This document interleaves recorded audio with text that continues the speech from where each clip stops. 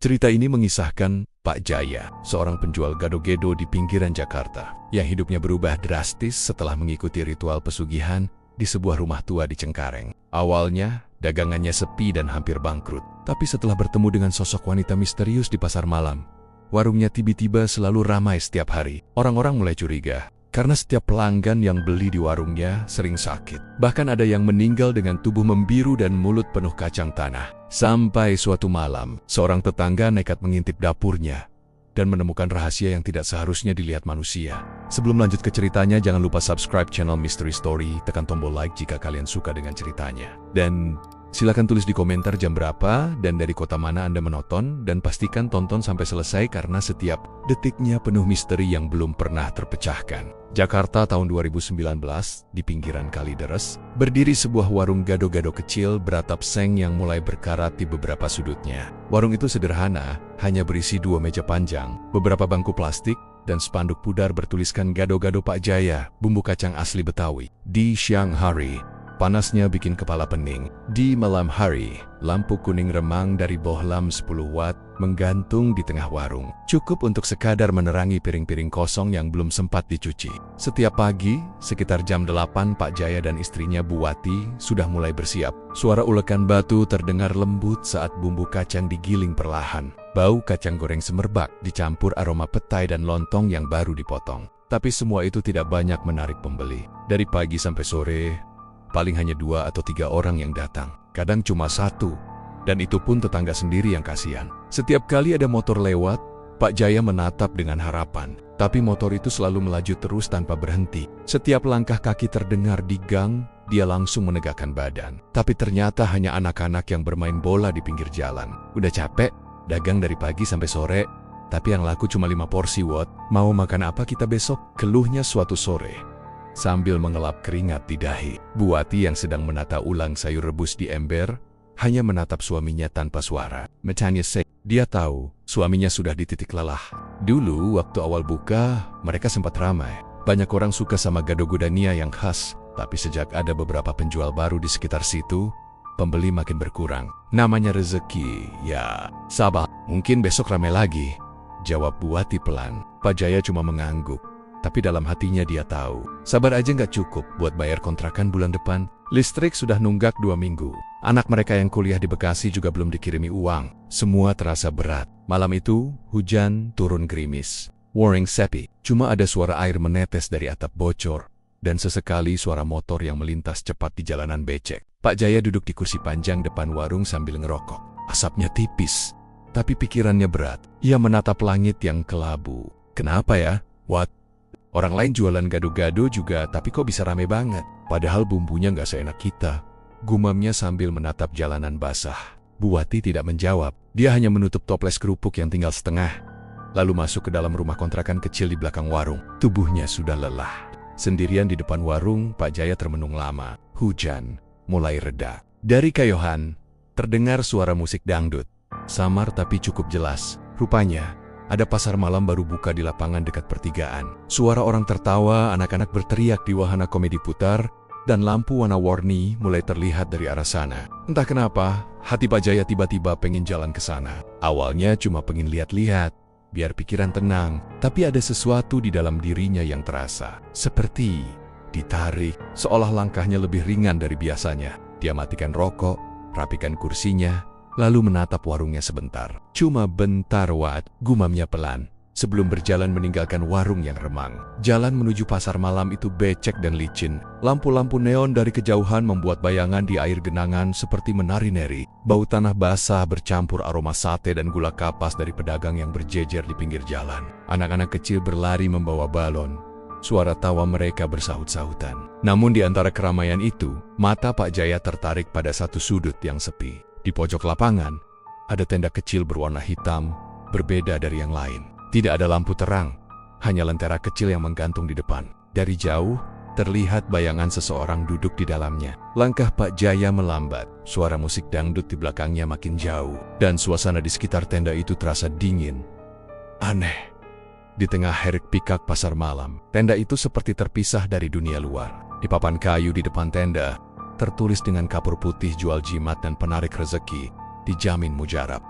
Pak Jaya berdiri terpaku. Dalam hatinya bergemuruh antara penasaran dan takut. Tapi rasa putus asa lebih besar dari rasa takut. Ia melangkah perlahan masuk. Begitu masuk, udara di dalam tenda terasa pengap. Bau dupa menyengat dan di sudut ruangan ada meja kecil dengan beberapa benda aneh, botol kaca berisi cairan merah, foto-foto orang tak dikenal, kembang 7 rupa, dan sepotong ayam hitam kering di piring tanah liat. Di belakang meja itu duduk seorang wanita tua berkerudung hitam. Wajahnya pucat, kulitnya seperti kertas, tapi matanya tajam menusuk. Saat Pak Jaya masuk, wanita itu tersenyum pelan.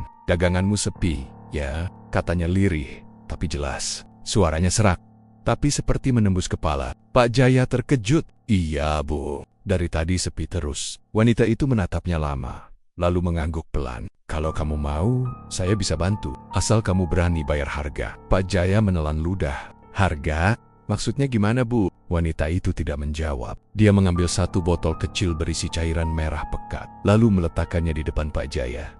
Cairan itu mengeluarkan aroma aneh, seperti campuran kacang gosong dan darah segar. "Teteskan ini ke bumbu kacangmu setiap malam Jumat Kliwon," katanya. "Kamu akan lihat hasilnya sendiri. Tapi ingat, jangan pernah berhenti memberi persembahan. Sekali kamu berhenti, semua yang kamu punya akan diambil." Pak Jaya menatap botol itu, ragu. Tapi bayangan utang, tagihan, dan wajah anaknya yang belum makan terlintas di pikirannya. Akhirnya, ia mengangguk pelan. "Saya mau coba, Bu." Wanita itu tersenyum. Giginya kuning, tajam, seperti bukan gigi manusia biasa. "Saya tunggu Jumat malam nanti. Jangan lupa, persembahannya harus hidup." Sebelum Pak Jaya sempat bertanya apa maksudnya, lampu lentera di depan mereka berkedip dan mati sesaat. Saat menyala lagi, tenda itu sudah kosong. Tidak ada wanita, tidak ada meja, tidak ada apa-apa. Hanya tanah becek dan bau dupa yang masih tertinggal di udara. Pak Jaya berdiri terpaku di tempat.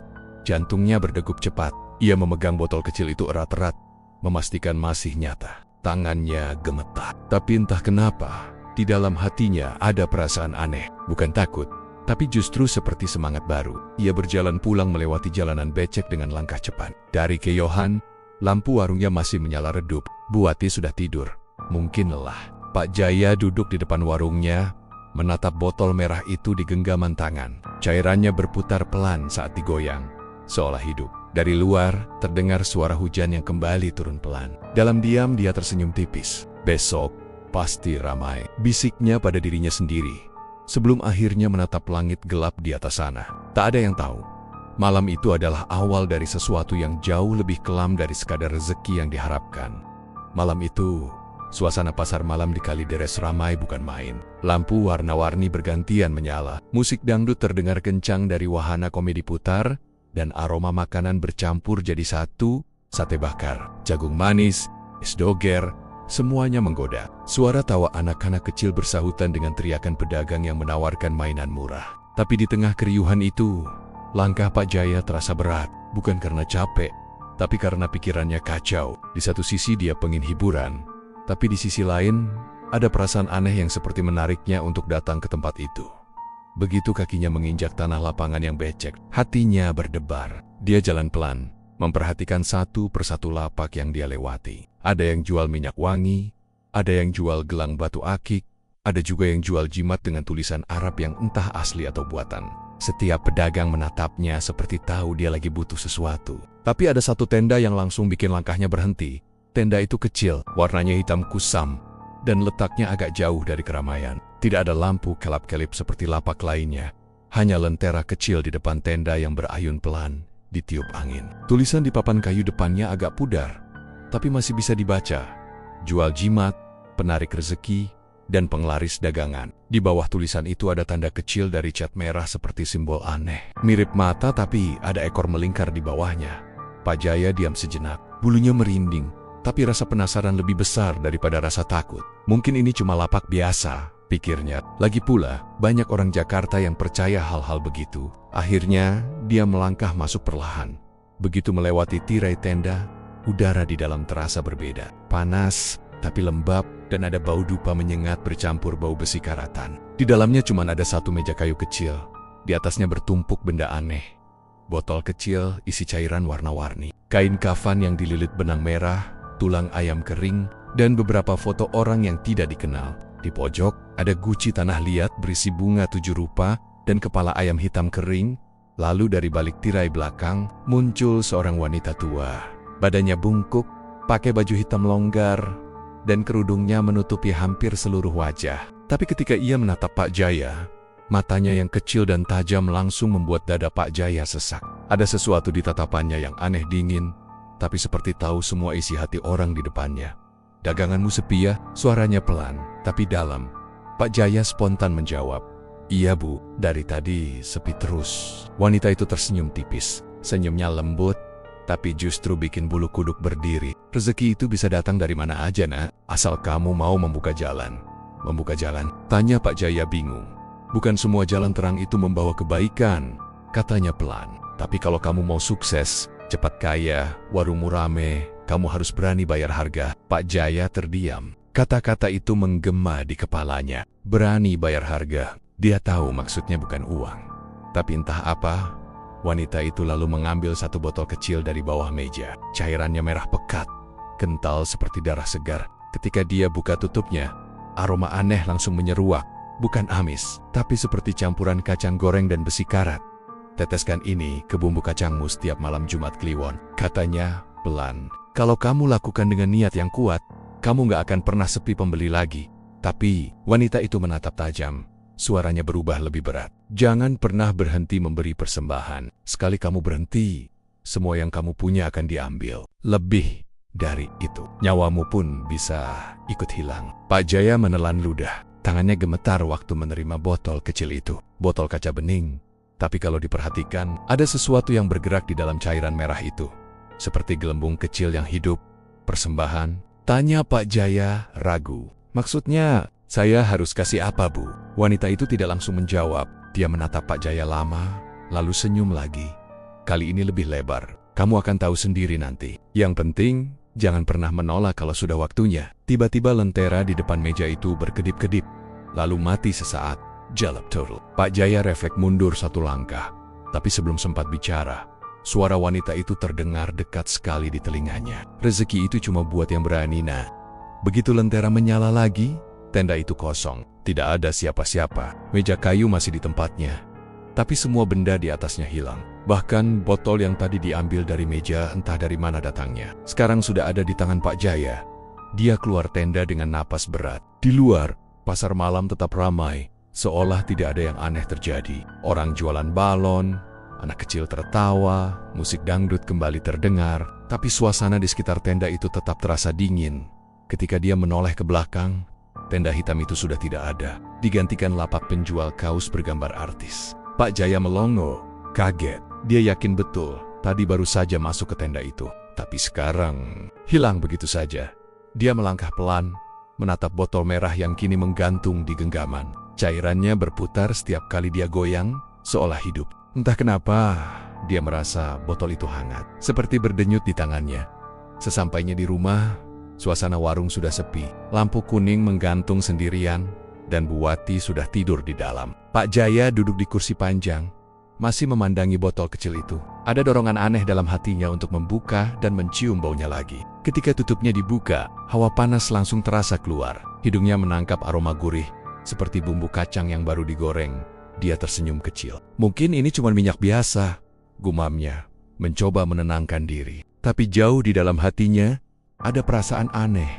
Perasaan bahwa dia baru saja melakukan sesuatu yang gak seharusnya, Pak. Jaya akhirnya menyimpan botol itu di rak paling atas dapur. Membungkusnya dengan kain lap bekas. Tapi malam itu, dia susah tidur. Di telinganya masih terngiang suara wanita tua itu. "Jangan pernah berhenti memberi persembahan." Sekitar jam 2 pagi, dia baru bisa memejamkan mata. Tapi di antara tidurnya yang gelisah, dia bermimpi. Dalam mimpi itu, dia berdiri di tengah lapangan pasar malam yang sepi. Semua lampu padam, hanya lentera kecil menyala di kejauhan. Di bawah lentera itu, berdiri wanita berkerudung hitam tadi. Wajahnya tidak terlihat jelas, tapi mulutnya tersenyum. Di tangannya, wanita itu memegang sesuatu. Sepotong lontong berlumur darah. Dia mendekat pelan ke arah Pak Jaya dan berbisik, "Sudah waktunya kamu buka jalan, Nak." Pak Jaya terbangun dengan napas tersengal. Badannya dingin, keringat membasahi baju. Ia menatap ke arah dapur, tempat botol itu disimpan. Anehnya, kain lap pembungkusnya kini tergeletak di lantai.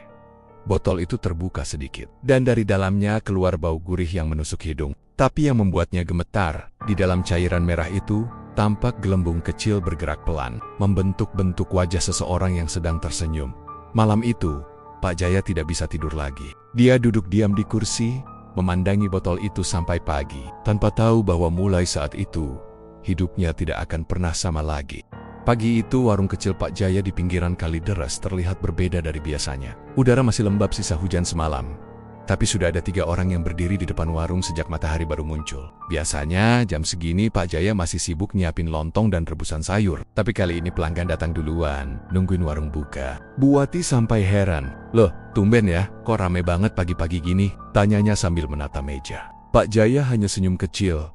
Tapi di matanya ada semacam cahaya aneh, antara bangga dan takjub. Sejak semalam, ia meneteskan cairan merah pekat pemberian wanita misterius itu ke dalam bumbu kacangnya. Awalnya dia ragu, tapi begitu aroma kacang itu keluar, hidungnya serasa dimanjakan. Bau gurih yang menggoda, mirip kayak wangi sate yang baru dibakar dicampur aroma rempah yang kuat. Dia bahkan sempat icip sedikit. Rasanya lebih mantap, lebih kaya. Tapi ada rasa getir samar di ujung lidah yang gak bisa dijelaskan.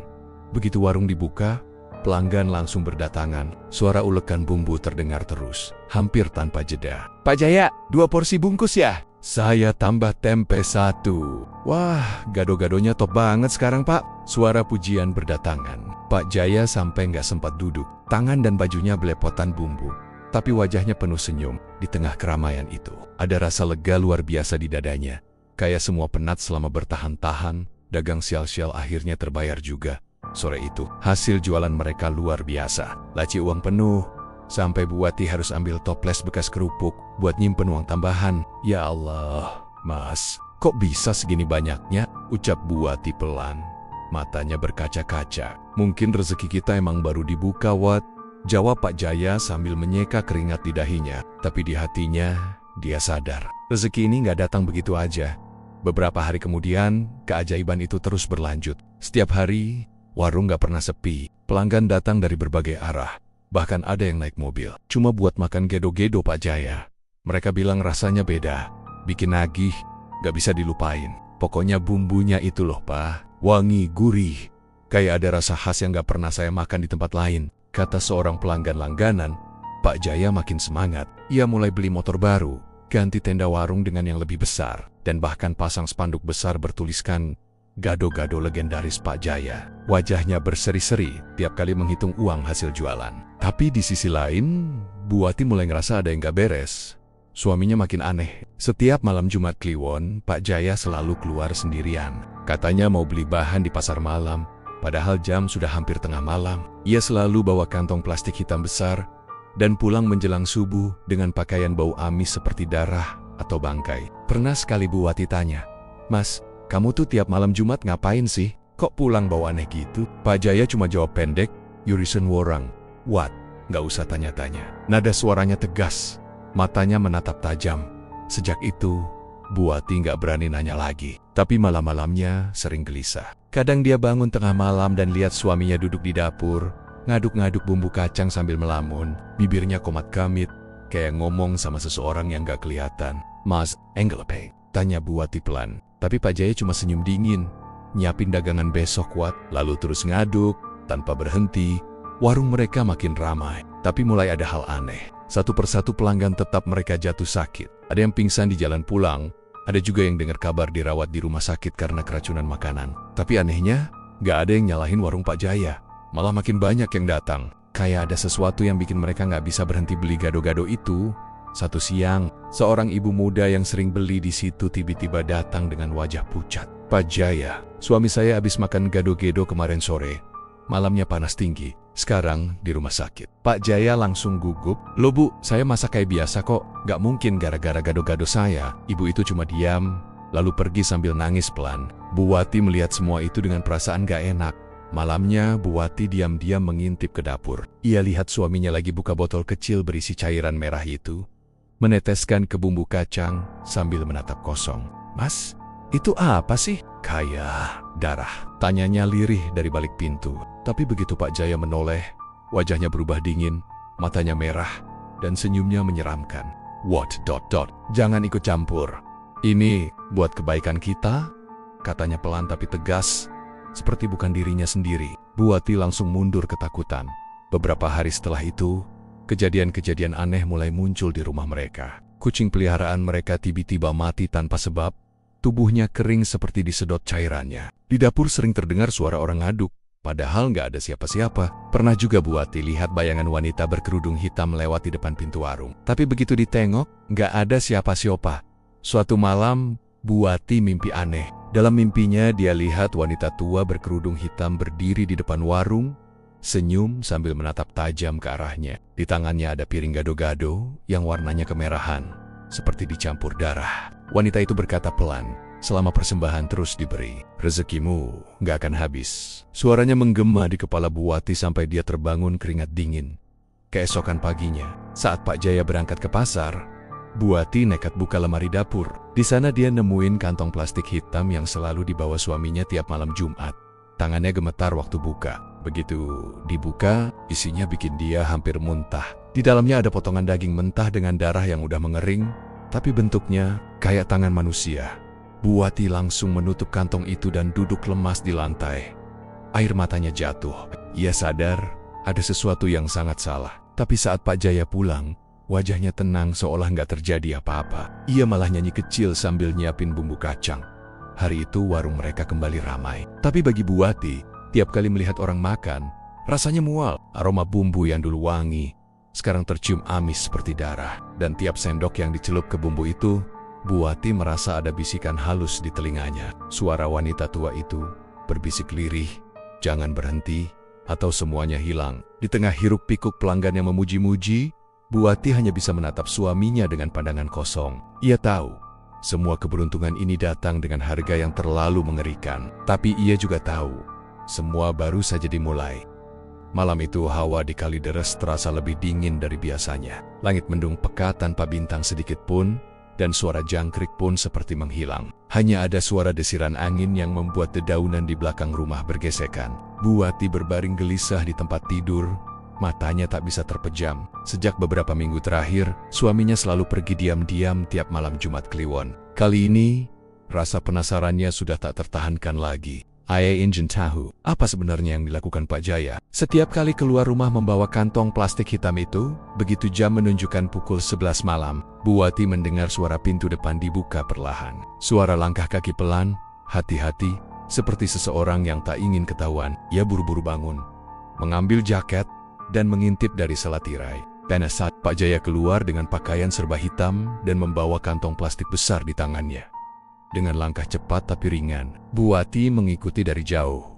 Hatinya berdebar keras, napasnya ditahan agar tidak terdengar. Jalanan malam itu sepi sekali. Hanya ada beberapa lampu jalan yang redup, dan sesekali suara anjing menggonggong dari kejauhan. Bu Wati terus mengikuti hingga mereka melewati pasar yang sudah tutup. Lalu berhenti di dekat kali belakang pasar, tempat yang katanya sering dijadikan lokasi buang bangkai hewan. Dari balik semak, Bu Wati berjongkok, berusaha menahan rasa takutnya. Ia melihat suaminya membuka plastik hitam itu. Dari dalamnya, muncul bau amis yang menusuk hidung. Bu Wati hampir muntah, tapi segera menutup mulutnya dengan tangan. Lalu, dengan mata yang hampir tak percaya, ia melihat suaminya mengeluarkan sesuatu dari dalam kantong itu. Kepala ayam hitam tanpa tubuh. Lehernya tampak masih segar. Darahnya menetes ke tanah. Pak Jaya jongkok di tepi kali. Wajahnya serius. Matanya menatap air hitam pekat yang mengalir pelan. Ia mulai bergumam, suaranya rendah, seperti melantunkan mantra. Kata-katanya tidak jelas, tapi nadanya berat dan menyeramkan. "Sing maringi rejeki, sing enjaga dagangan, kula nyuwun pangestu," ucapnya pelan. Tangan kirinya menggenggam kepala ayam itu, lalu dicelupkan ke dalam air. Air kali yang tadinya tenang tiba-tiba beriak pelan, makin lama makin kuat. Suara gemericik berubah jadi seperti bisikan orang banyak. Bu Wati mematung. Matanya tak berkedip. Dari balik air yang hitam mengkil sesuatu. Sebuah tangan pucat, panjang, dan kurus. Jari-jarinya lentik tapi pucat keabu-abuan, seperti tangan orang mati. Tangan itu pelen-pelen keluar dari dalam air, lalu mengambil kepala ayam yang dipegang Pak Jaya. Bu Wati hampir menjerit, tapi naluri membuatnya cepat menutup mulut dengan kedua tangannya. Tubuhnya gemetar hebat, napasnya tersengal. Ia ingin kabur, tapi kakinya terasa kaku. Ia hanya bisa menatap dengan mata membesar saat tangan itu perlahan-lahan menarik kepala ayam ke dalam air. Air kali kembali tenang, Seperti tak terjadi apa-apa, Pak Jaya berdiri tegak, menatap air itu sejenak, lalu menunduk seperti memberi hormat. Setelah itu ia menutup plastiknya kembali, berbalik dan berjalan pergi tanpa menoleh. Buati menunggu sampai suaminya hilang dari pandangan, sebelum akhirnya berlari pulang sekuat tenaga. Tubuhnya lemas, wajahnya pucat pasi. Begitu sampai di rumah, ia langsung menutup pintu, duduk di lantai, dan menangis sejadi-jadinya. Tangannya gemetar hebat. Ia tak tahu apa yang baru saja dilihatnya, tapi hatinya mengatakan, suaminya sudah melakukan sesuatu yang melibatkan kekuatan gelap. Ia ingat pesan wanita berkerudung hitam di mimpinya, tentang persembahan yang tak boleh berhenti. Sekarang semuanya mulai masuk akal, dan itu membuat darahnya berdesir ketakutan. Sejak malam itu, Buati tak pernah benar-benar tidur nyenyak. Setiap kali matanya mulai terpejam, mimpi buruk datang, selalu mimpi yang sama. Ia berada di tengah pasar malam yang gelap, dengan lampu-lampu yang padam satu persatu. Di ujung lorong pasar, berdiri wanita berkerudung hitam dengan mata merah menyala. Tangannya memegang piring berisi gado-gado yang warnanya bukan coklat kacang, tapi merah darah. Wanita itu tersenyum pelan, memanggilnya dengan suara serak. "Wati, kamu tahu Ken? Suamimu sudah jadi bagian dari kami. Sekarang, giliranmu." Buati selalu terbangun dengan napas terengah dan tubuh basah oleh keringat. Tapi mimpi itu datang terus. Setiap malam Jumat Kliwon, seperti sebuah peringatan, ia mulai sering mendengar suara langkah kaki di dapur tengah malam. Kadang, panci jatuh sendiri, atau sendok tiba-tiba bergeser di meja tanpa disentuh. Bau amis darah juga sering tercium dari arah tempat bumbu kacang disimpan. Padahal, semua wadah sudah dicuci bersih. Suatu sore, ketika Pak Jaya pulang dari belanja di pasar, Buati memberanikan diri bicara. "Mas, aku tahu kamu ngelakuin sesuatu tiap malam Jumat. Aku lihat sendiri." Di kali belakang pasar, suasana mendadak hening. Pak Jaya yang sedang menaruh belanjaan berhenti seketika. Wajahnya menegang, matanya menatap tajam ke arah istrinya. "Kamu ngikutin aku?" Suaranya berat, pelan, tapi menakutkan. Buati menelan ludah, berusaha tenang. "Mas, aku cuma takut." "Itu tangan siapa, Mas?" "Dari air itu." Belum sempat ia melanjutkan, Pak Jaya membanting kantong belanjaan ke lantai. "Kamu nggak ngerti apa-apa. Ini semua buat kita. Buat warung kita biar hidup." Teriak. Suaranya menggelegar di dalam rumah kecil itu, membuat Buati mundur ketakutan. Setelah itu, Pak Jaya diam, lalu mendekat perlahan. Ia menatap Buati dengan mata merah dan tersenyum tipis. "Kalau kamu sayang aku, jangan ganggu urusanku. Kita bakal hidup enak, Wat. Semua bakal baik-baik aja, asal kamu gak macem-macem." Ia menepuk bahunya pelan, lalu masuk ke dapur. Sejak hari itu, suasana rumah berubah. Pak Jaya makin pendiam, tapi matanya sering kosong. Kadang dia ngomong sendiri di dapur, kayak lagi ngobrol sama seseorang yang gak kelihatan. Pernah suatu malam, Buati bangun dan lihat suaminya duduk di depan warung, menatap jalan kosong sambil tersenyum sendirian. Ketika ditanya, dia cuma bilang, dia barusan datang. Katanya bumbu kacangnya udah pas. Semakin lama warung mereka makin sukses. Pembeli datang terus tanpa henti. Tapi di sisi lain, kabar orang-orang jatuh sakit juga makin sering terdengar. Ada pelanggan yang katanya meninggal tiba-tiba setelah makan gado-gado itu. Tapi anehnya, setiap kali ada yang mencoba menyelidiki, selalu gagal. Entah sakit mendadak, atau malah kecelakaan kecil yang aneh. Malam Jumat berikutnya, Buati duduk sendirian di ruang tengah, menatap botol kecil berisi cairan merah yang ia temukan di dapur. Ia memandangi cairan itu lama, teringat wanita tua di mimpinya. Rasanya ada bisikan lembut di telinganya.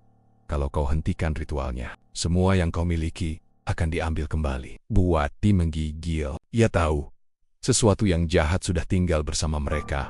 Dan mungkin bukan cuma di warung. Sejak malam itu, bayangan wanita berkerudung hitam mulai sering muncul di sekitar rumah. Kadang di dapur, kadang di depan warung, hanya berdiri dia memandangi mereka. Dan setiap kali mata Buati berkedip, sosok itu lenyap, tapi aroma darah segar selalu tertinggal di udara. Malam itu udara di Kalideres terasa berat, langit seperti menekan bumi, awan pekat menggantung tanpa gerak, dan hawa lembab memenuhi udara. Sejak kabar meninggalnya Bang Deden menyebar, suasana sekitar warung gado-gado Pak Jaya berubah muram. Warga banyak yang bisik-bisik, tapi anehnya, warung itu tetap ramai.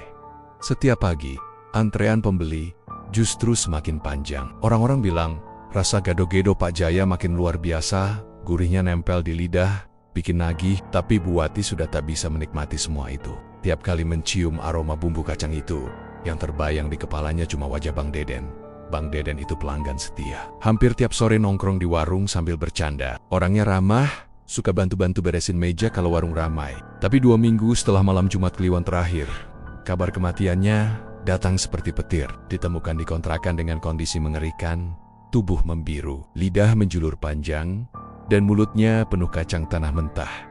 Orang-orang ramai di depan kontrakannya, tapi tak ada yang berani mendekat terlalu lama. Polisi datang, tapi katanya tidak ada tanda-tanda kekerasan, hanya kematian yang misterius. Bu Wati waktu itu hanya bisa terdiam, jantungnya berdetak kencang. Dan saat pandangannya jatuh ke wajah suaminya, ia merasa bulu kuduknya meremang. Pak Jaya duduk santai, menonton berita itu di TV kecil di warung, sambil ngunyah kerupuk. Namanya juga rezeki, Wot. Jangan banyak mikir yang aneh-aneh. Orang mati kan urusannya Tuhan, katanya datar, tanpa ekspresi, tapi nada suaranya dingin. Terlalu tenang, seperti orang yang tahu sesuatu tapi sengaja diam. Sejak hari itu, Pak Jaya makin aneh. Setiap malam Jumat Kliwon, dia pergi makin lama. Kadang baru pulang menjelang subuh, wajahnya pucat, matanya merah, dan tangannya selalu berbau amis. Tapi yang paling menakutkan, beberapa kali Bu Wati terbangun di tengah malam dan mendengar suara orang menangis dari dapur. Suaranya lirih, seperti tangisan orang memohon ampun. Saat ia coba mengintip, dapur kosong. Tapi di lantai, sering ada bercak merah yang menetes sampai ke bawah meja. Suatu malam, Bu Wati tak tahan lagi. Setelah Pak Jaya tidur, ia turun ke dapur. Lampu neon redup berkelap-kelip, menciptakan bayangan panjang di dinding. Di pojok dapur ada ember besar tempat Pak Jaya biasa merendam lontong. Bau anyir menusuk hidung. Bu Wati menelan ludah, lalu pelan-pelan membuka tutup ember itu. Sotat, ember terangkat. Darah segar langsung menyembur ke udara. Cairan merah kehitaman berputar pelan di dalam ember, seolah hidup. Bu Wati hampir muntah, tapi kemudian matanya menangkap sesuatu di dasar ember itu. Ia menatap lebih dalam, dan tubuhnya langsung kaku. Di dalam cairan itu, ada wajah manusia, pucat. Matanya terbuka, mulutnya terbuka lebar seperti menjerit, tapi tak bersuara. Wajah itu muncul pelan dari permukaan, seperti mengintip balik ke arah Bu Wati. Ia menjerit sekaris-karis nia sebelum tubuhnya ambruk ke lantai. Pingsan. Ketika sadar, tubuhnya sudah di kamar, kepalanya berat, dan pandangannya buram. Pak Jaya duduk di kursi di dekat ranjang, menatapnya dengan wajah datar. "Kamu kenapa buka ember itu?" tanyanya pelan, tapi tajam. Suaranya datar, tapi di balik itu ada nada ancaman yang membuat tengkuk Bu Wati dingin. Ia tak bisa menjawab, hanya menatap suaminya dengan mata penuh takut. Pak Jaya mendekat, tangannya menyentuh pipi istrinya. "Kamu gak usah takut. Semua yang kulakuin ini buat kita, buat masa depan kita. Warung ini bakal besar, Wot. Orang-orang akan ngantri tiap hari. Tapi, jangan ganggu ritualku lagi." Bu Wati hanya bisa diam. Ia ingin lari, tapi tak tahu kemana. Sejak saat itu, ia mulai melihat hal-hal yang makin tak masuk akal. Setiap malam Jumat Kliwon, suara dari dapur makin keras. Tangisan, suara langkah kaki, bahkan terkadang suara orang tertawa pelan. Pernah suatu malam, saat Bu Wati nekat mengintip dari celah pintu dapur, ia melihat bayangan wanita berkerudung hitam berdiri di sebelah suaminya. Wanita itu memegang piring gado-gado, dan dari atasnya menetes darah segar yang jatuh ke lantai. Pak Jaya duduk di depan meja, menunduk, seolah menerima perintah. Keesokan paginya, berita duka lagi-lagi datang. Seorang pedagang keliling yang biasa jajan di warung Pak Jaya ditemukan mati di belakang pasar. Tubuhnya mengering, kulitnya kaku seperti lilin, dan di telinganya keluar biji kacang. Orang-orang mulai mengaitkan kematian itu dengan warung Pak Jaya. Tapi anehnya, tak ada yang berani membicarakannya langsung. Ada yang bilang, malam sebelum kematian, mereka melihat Pak Jaya duduk di depan warung sambil menatap jalan kosong. Di depannya ada piring gado-gado yang dibiarkan begitu saja, tapi bumbunya bergerak-gerak sendiri seperti hidup. Bu Wati makin tak tahan.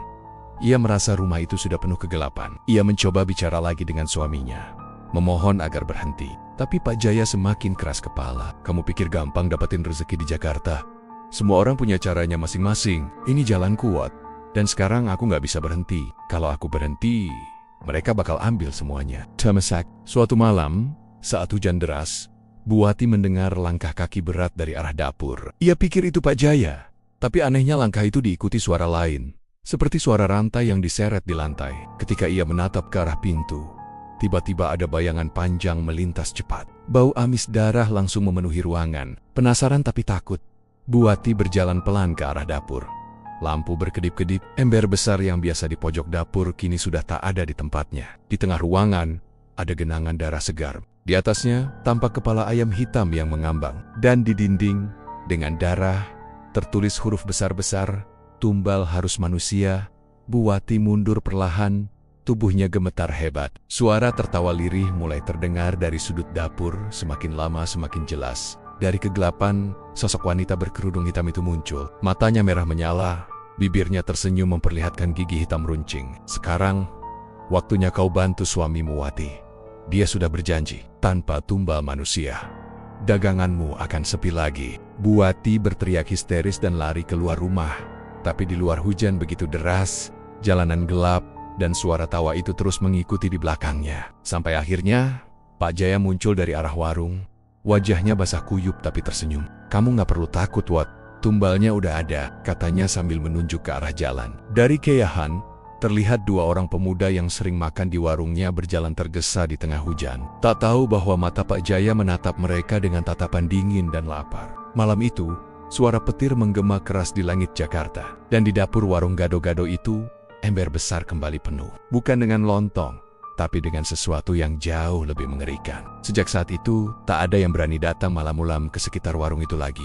Tapi anehnya, setiap pagi, warung Pak Jaya tetap buka seperti biasa, dan pembelinya terus bertambah.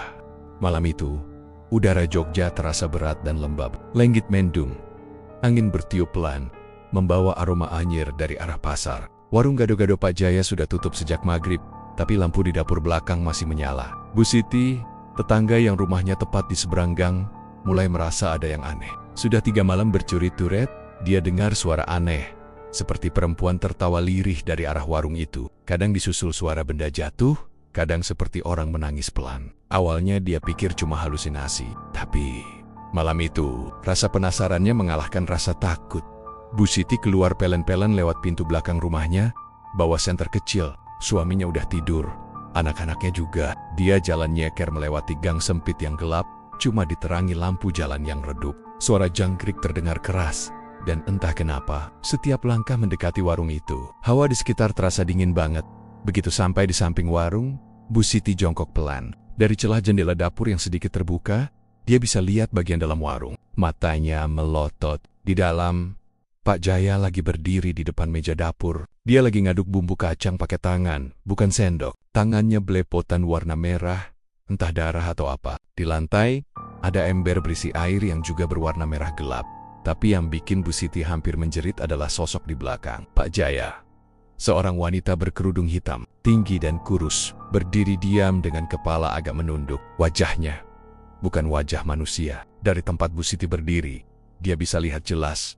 Wajah wanita itu datar, tanpa mata, tanpa hidung, cuma ada 2 lubang hitam besar di tempat matanya. Mulutnya kecil tapi memanjang ke arah telinga. Tangan wanita itu panjang banget, sampai ke lutut, dan jari-jarinya kurus menjulur. Membantu Pak Jaya memeras lontong dari dalam ember darah, Bu Siti menutup mulutnya, menahan jerit. Tapi sial, sendalnya bergeser, kena kaleng kosong. Krak, bunyi kecil itu membuat Pak Jaya menoleh cepat ke arah jendela. Wajahnya penuh keringat, matanya merah menyala seperti orang kerasukan, dan wanita berkerudung hitam itu perlahan memutar kepala, menatap ke arah Bu Siti dengan lubang matanya yang gelap pekat. Bu Siti langsung lari terburit-berit ke rumah. Nafasnya tersengal, jantungnya hampir copot. Begitu sampai di rumah, dia histeris, teriak-teriak sambil memegangi dada. "Warning it, ada perempuan hitam di sana." Suaminya, Pak Darmo, bingung dan berusaha nenangin, tapi Bu Siti terus nangis dan gemetar semalaman. Keesokan harinya, kabar itu langsung nyebar ke warga. Orang-orang mulai curiga, apalagi sudah banyak kejadian aneh. Beberapa pelanggan tetap Pak Jaya jatuh sakit misterius. Bahkan ada yang meninggal. Tapi warung gado-gadania tetap ramai, seolah nggak ada apa-apa. Ada yang bilang, kalau malam-malam lewat depan warung itu, suka cium bau amis darah. Ada juga yang lihat bayangan hitam melintas di dalam dapur. Padahal warungnya sudah tutup. Siangnya, beberapa warga nekat datang ke rumah Pak Jaya. Mereka pura-pura mau beli gado-gado. Tapi Bu Wati, istrinya, yang keluar sambil mata sembab kayak habis nangis lama. "Maaf, warungnya tutup dulu. Pak Jaya lagi sakit," katanya dengan suara lemah. Tapi dari dalam rumah, warga dengar suara tawa lirih perempuan. Jelas banget, padahal nggak ada tamu perempuan di dalam. Malamnya, sekitar jam 11, warga berkumpul di pos ronda. Mereka sepakat untuk ngintip bering-bering ke warung itu. Ada 5 orang yang ikut, termasuk Pak Darmo dan Pak Rudi. Ketua RT, mereka bawa senter dan tongkat kayu kumabuit jaga-jaga.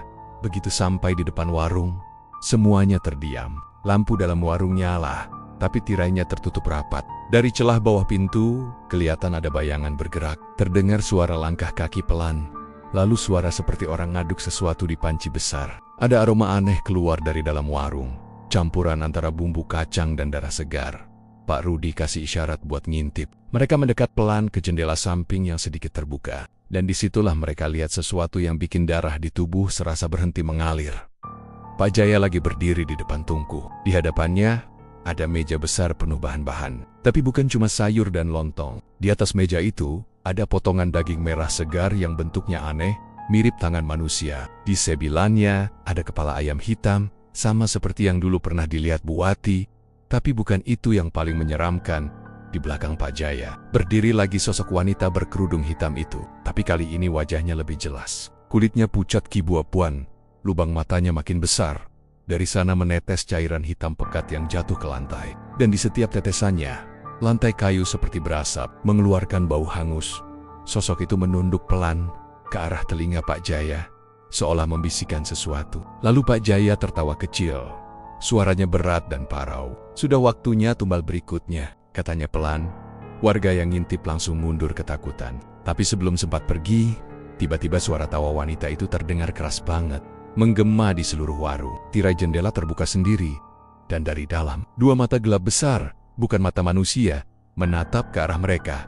Pak Darmo langsung jatuh terjengkang. Senter yang dipegangnya jatuh dan mati. Warga lain panik, langsung lari tanggang langgang meninggalkan warung itu. Begitu mereka kembali dengan lebih banyak orang dan bawa aparat. Warungnya sudah gelap, mereka dobrak pintu, tapi di dalam kosong. Nggak ada Pak Jaya. Nggak ada siapa-siapa. Cuma ada piring-piring kotor, sisa lontong di meja, dan aroma bumbu kacang yang masih hangat seolah baru selesai dimasak. Di dinding dapur, ada tulisan besar berwarna merah seperti darah. Perjanjian belum selesai. Tulisan itu masih menetes. Seolah baru saja ditulis, Bu Wati ditemukan di kamar belakang, pingsan dengan mata terbuka. Di tangannya, dia menggenggam sehelai kain hitam, sama seperti kerudung wanita misterius itu. Saat dibangunkan, dia cuma bisa gemetar dan bilang pelan, dia datang lagi. Dia mau ambil jiwanya. Sejak malam itu, warung gado-gado Pak Jaya resmi ditutup. Tapi tiap malam Jumat Kliwon, warga masih sering mencium bau bumbu kacang yang gurih bercampur amis darah dari arah warung kosong itu. Kadang terdengar juga suara sendok beradu dengan piring, dan tawa lirih perempuan yang bikin bulu kuduk berdiri. Beberapa orang yang nekat lewat. Tengah malam bilang sempat lihat bayangan Pak Jaya duduk di kursi depan warung, menatap jalan dengan wajah kosong, sambil aduk bumbu gedo-gedo yang berwarna merah gelap. Entah benar entah tidak, tapi satu hal pasti, sejak malam itu, misteri di balik warung Pak Jaya akhirnya terbongkar. Namun, sesuatu yang jauh lebih menyeramkan baru saja dimulai. Sudah hampir 3 bulan sejak kejadian itu. Warung gado-gado Pak Jaya kini tampak kumuh, catnya mengelupas, papan namanya setengah patah, dan rumput liar tumbuh di depan halaman. Warga sekitar memilih jalan memutar tiap kali lewat situ, apalagi saat malam tiba. Warung itu sudah kayak tempat yang dikutuk, sepi, tapi hidup. Orang-orang bilang, kalau malam Jumat Kliwon, dari dalam warung suka terdengar suara ulekan batu dan aroma kacang goreng yang sangat kuat, seolah ada yang masih masak di dalam. Padahal jelas-jelas warung itu udah kosong. Dan semua peralatan dapur disita polisi waktu penyelidikan dulu. Cerita tentang Pak Jaya menyebar cepat. Ada yang bilang dia kabur, ada juga yang yakin dia dibawa makhluk pesugihan yang dulu menolongnya. Tapi satu hal yang bikin semua warga sepakat, jangan pernah mendekati warung itu malam-malam, apalagi saat angin berhembus dari arah selatan. Karena konon, aroma kacang yang tercium waktu itu bukan dari bumbu, tapi dari darah yang dikorbankan. Namun, namanya anak muda zaman sekarang, rasa penasaran kadang lebih besar dari rasa takut. Arif, seorang pemuda yang baru pindah ke kawasan itu, merasa semua cerita yang beredar cuma bualan. Dia seorang konten kreator kecil di media sosial, sering bikin video penelusuran tempat angker. Suatu sore dia nongkrong di warung kopi dekat gang. Dengar orang-orang cerita soal warung Pak Jaya, wajahnya langsung tertarik. Paling cuma cerita dibesar-besarin biar rame, coba aja nanti gue buktikan, katanya sambil nyengir. Beberapa warga sempat memperingatkan, tapi Arif malah makin semangat. Justru ini konten bagus Pak, Kalau gue beneran bisa ngerekam sesuatu viral tuh, ujarnya sambil tertawa. Malam itu, dia menyiapkan peralatannya, tripod, lampu kecil, dan HP dengan baterai penuh. Dia posting story singkat, malam ini gue bakal ngeliput warung gado-gado angker di Kalideres. Stay tuned guys. Sekitar jam 11 malam, Arif berangkat sendirian. Jalan menuju warung itu gelap dan sunyi. Hanya ada suara jangkrik dan anjing menggonggong di kejauhan. Saat sampai di depan warung, dia berhenti sejenak. Dari luar, bangunannya memang tampak biasa aja, tapi hawa dingin yang keluar dari dalam bikin bulu kuduknya berdiri. Lampu jalan di depan warung juga berkedip-kedip aneh, seolah menolak kehadirannya. Arif menyalakan kamera, mulai live. Oke teman-teman, gue sekarang udah di depan warung Pak Jaya yang katanya angker banget. Gue mau buktiin kalau ini cuma cerita orang kampung, katanya sambil senyum ke kamera. Dia dorong pintu kayu warung itu. Krek, bunyinya panjang dan berat. Begitu pintu terbuka, aroma tengik langsung menyeruak. Campuran bau basi, tanah lembab, dan kekang goreng. Arif sempat meringis. Wah, ini sih bau aneh banget guys. Tapi kayaknya cuma karena warung udah lama nggak dipakai. Dia menyorotkan senter ke sekeliling. Meja-meja masih ada, berdebu. Tapi di salah satu meja, dia lihat ulekan batu yang kelihatan bersih banget, seperti baru dipakai. Arif mendekat, nunduk, dan ngelihat ada sisa bumbu kacang kering di permukaannya. Wah, ini nih ulekan yang katanya bunyi tiap malam ya. Masih ada bumbunya loh. Gila, kayak ada yang baru ngulek, katanya sambil ketawa kecil. Penontonnya di live mulai komentar. Banyak sabajian belang. Udah keluar aja bang. Serem banget sumpah. Tapi Arif malah makin berani. Dia jalan ke arah dapur. Lampu senter bergoyang karena tangannya mulai gemetar. Entah karena takut atau karena udara di dalam semakin dingin. Dinding dapur masih ada bekas tulisan merah samar yang dulu ditemukan polisi. Tulisan perjanjian belum selesai. Arif berhenti sebentar. Oke, ini bener guys. Tulisannya masih ada, tapi udah pudar, katanya pelan. Di saat yang sama, dari arah belakang, terdengar suara pelan, dak-dak, duh. Seperti seseorang sedang menumbuk sesuatu. Arif mendadak diam. Lampu senternya dia arahkan ke lantai belakang, tapi nggak ada siapa-siapa. Kayaknya ada tikus. Gumamnya mencoba menenangkan diri. Tapi suara itu makin jelas, duk, dak-dak, seperti ulekan batu dipakai ngulek. Arif menelan ludah, pelan-pelan jalan ke arah suara itu. Halo? Ada orang? Suaranya menggema di dapur kosong itu. Tak ada jawaban. Tapi tiba-tiba, dari ujung dapur, muncul bayangan hitam di dinding. Bentuknya seperti seseorang duduk, sedang ngulek sesuatu. Arif mendekat sambil tetap live. Wajahnya mulai pucat. Woi, siapa di situ? Begitu senter diarahkan ke arah dapur belakang, kamera HP-nya sempat menangkap sesuatu. Seorang pria duduk membelakangi kamera. Tubuhnya kurus, mengenakan baju lusuh yang penuh noda coklat. Di depannya ada ulekan batu besar, dan dia sedang ngulek pelen-pelen dengan tangan telanjang. Pak Jaya, kata Arif tanpa sadar. Pria itu berhenti ngulek, lalu menoleh perlahan. Saat wajahnya terlihat jelas di kamera, ribuan penonton live menjerit di kolom komentar. Wajahnya memang mirip Pak Jaya, tapi matanya hitam legam, tanpa bola mata, dan mulutnya robek sampai ke pipi. Darah menetes dari sudutnya. Kamu mau ikut bantu bikin bumbu nak? Katanya dengan suara serak berat. Arif mundur. Panik, astagfirullah, katanya lirih. Tapi sebelum sempat lari, dari belakang Pak Jaya, muncul sosok wanita berkerudung hitam. Dia tersenyum ke arah kamera. Senyum yang lebar banget, sampai pipinya sobek. Tangan panjangnya terulur ke depan, seolah mau menyentuh kamera. Live itu langsung berhenti. Sinyal hilang, layar gelap, kamera jatuh ke lantai. Dan dari rekaman terakhir yang tersisa, terlihat kaki Arif terseret ke belakang oleh sesuatu yang tidak terlihat. Disusul suara ulekan batu yang makin cepat. Dak-dak, duh, lalu hening. Keesokan paginya, warga heboh. Polisi didatangkan setelah salah satu penonton live melapor. Mereka menemukan pintu warung terbuka lebar. Kamera HP Arif di lantai, tapi Arifnya nggak ada. Di layar HP-nya masih tersimpan rekaman video terakhir itu. Wajah Pak Jaya dan wanita berkerudung hitam menatap langsung ke kamera sebelum semuanya gelap. Pencarian dilakukan sampai seminggu, tapi hasilnya nihil. Arif hilang tanpa jejak, seperti ditelan bumi. Polisi akhirnya menutup kasus itu dengan laporan kehilangan biasa.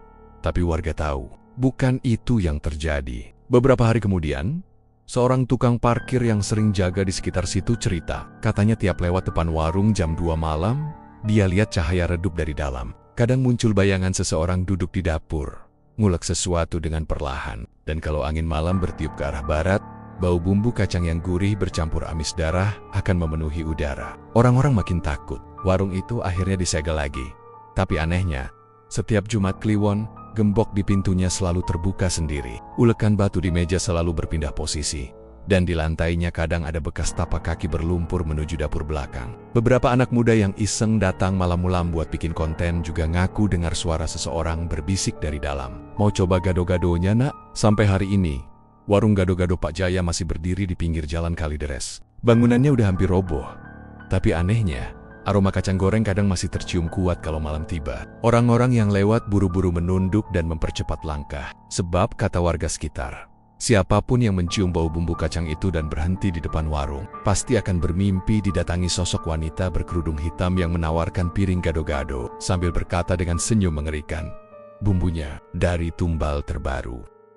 Terima kasih sudah menonton channel Mystery Story. Terus dukung channel ini dengan cara komen, like, share, dan subscribe. Mohon maaf jika ada kesamaan nama tokoh, tempat kejadian ataupun cerita, itu adalah kebetulan semata.